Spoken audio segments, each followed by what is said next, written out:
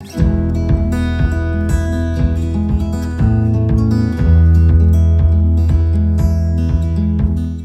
ladies and gentlemen. My name is SARWAR HUSSAIN, and I am here to talk to you about my book Dreams in Moonless Nights, which is my translation of the Urdu novel MOONLESS, written by the celebrated Urdu writer Professor HUSSAIN. I have been teaching English for the past 40 years and have translated and published 6 books so far that include Ideology and the Poetry of Stephen Spender, 1988, and 5 anthologies of short stories rendered from Urdu: Respiring Voices, 2011, Ashes in the Fire, 2012, The Eastern Brew, 2013, Nameless Lanes, 2016, and The Scattered Leaves, 2019. My forthcoming books are the English renderings of Ghulam Haidari's Urdu short stories and Abdus Samad's novel Bogus Zameen, In Search of a New Land, under a Penguin Classic project. I am also currently working on the translation of Toni Morrison's Song of Solomon and Bapsi Sidhwa's The Ice Candy Man. HUSSAIN novel MOONLESS, translated as Dreams in Moonless Nights, is well appreciated and discussed in literary circles of the country. It's a highly credible and authentic chronicle of a nation at the crossroads where politics, passion, aspirations, and despairs of history are laced with the story of the protagonist, Ismail Rajai, who even after losing his whole family in a communal carnage relives and represents the intrinsic Indian passion for love and brotherhood and the flowering of interpersonal relationships enriched by religious and cultural kinship, unadulterated by self-interest and chauvinism, empowering him to begin a new life. The novel presents Ismail in the throes of intense inner conflict, his wanderings and his nightmares and reveries in the novel torment him, lashing out at him as a coward, an escapist who could not face his world and so had flown away from it.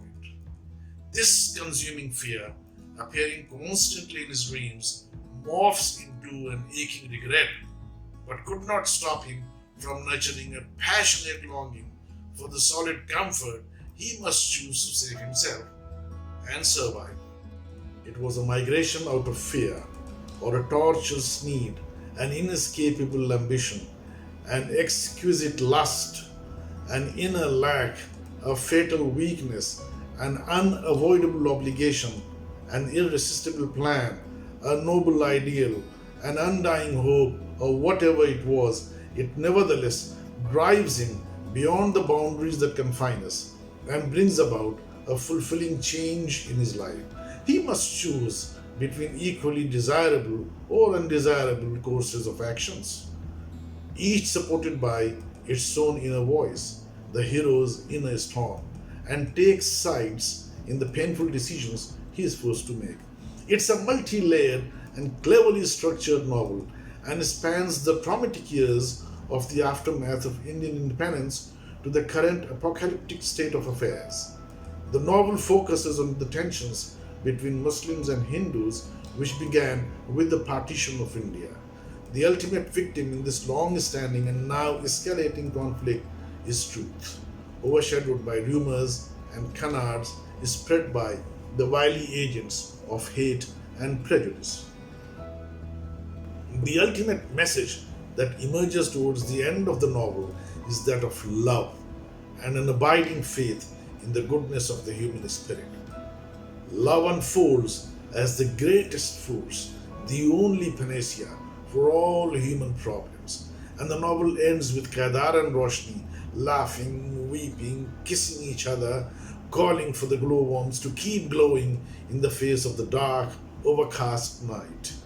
My renderings are works kindled by my passion for reading stories and trying to explore them by retelling them in a different language. A translation can either be faithful or transparent. It can seldom be both.